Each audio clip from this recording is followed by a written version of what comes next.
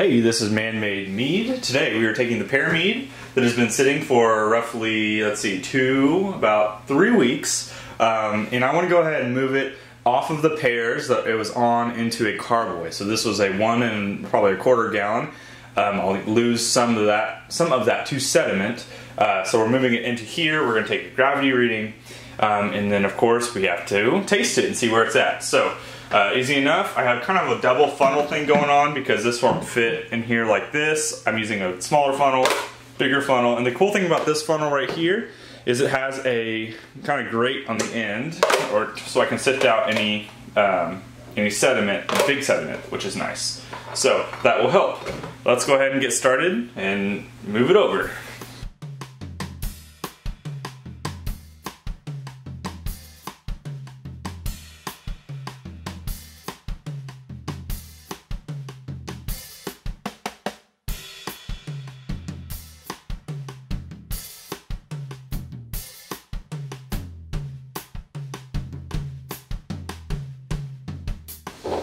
Alright, so this is what's left of the pear mead. So there's a lot of sediment here at the bottom. I did not put the pears in a bag, which I should have, but I didn't at the time.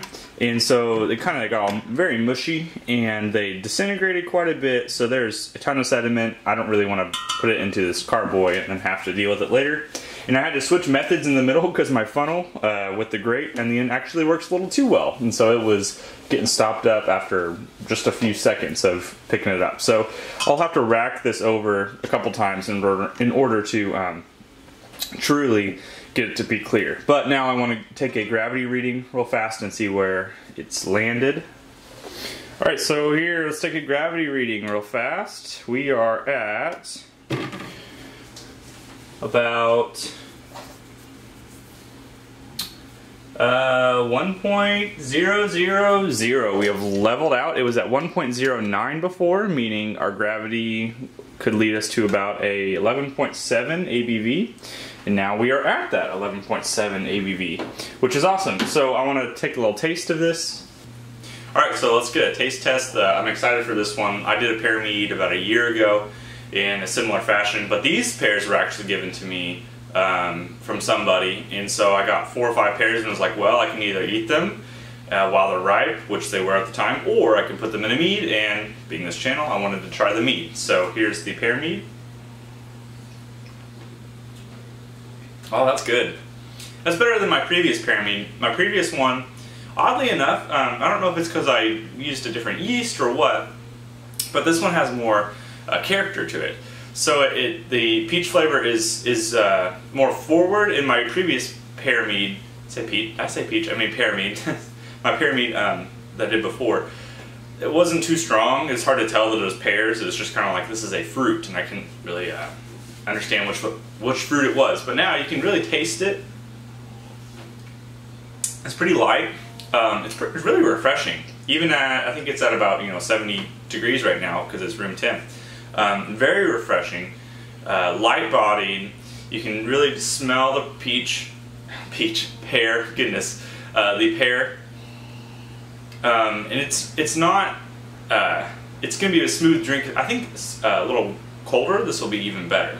But the problem that I foresee is that this is going to be, if you can tell, this is going to be hard to clarify. Just because the sediment that all of the pears created was so so thin that it's integrated itself super firmly into the mead. And I can clarify using some different agents, and I might try that. Also, I'm just going to let it sit for a little while and see if the time will help it to clarify and to drop down, get some sediment out of the way. I will have to rack it a couple times in order to have that happen, and that's okay. Another thing that I could have done is probably, or I can do, is put some pears into the secondary as well. I don't think I'll do that with this one. I do like where it's at, where it's setting with the pear flavor. If I wanted to add more pear flavor on top, I could do that. I could put more pears into the secondary and let those sit. However, because of sediment reasons and all those things, I think it might be silly to add more. It's got enough, so I'm going to let it sit just like that. But what this has prompted me to do is to make a bigger pear mead in the future, because it is pretty good. I'm taking all of my recipes that I think are good, and I'm kind of putting them on my tool belt, and hopefully adding them to my list of things to make as I try to make bigger batches. And this is one I really like. I'm probably going to back sweeten just a little bit in the end, but right now it's going to set in the carboy for 2 or 3 months, and as I rack it around, it'll start to clear up, and then I hopefully will be able to bottle it around 3 months from now, 4 months from now, and then start drinking it, or I can let it age further in the bottles. But this has been the Pear Mead Part 2, so to speak, because I started it, and now here we are. So this was my basis for my how to make a mead. This wasn't the pear mead or whatever. This is how to make a mead, and so this is pretty good. If you're coming from that video, then this, I'll tell you right now, it's turning out pretty good in itself. So thank you guys for watching. Check out everything down below: Patreon, Facebook, PayPal donations, all those things. Watch out for my live streams. I do live stream every once in a while, and I really enjoy getting to talk to you guys in those times. And I hope you guys have a wonderful day. Cheers.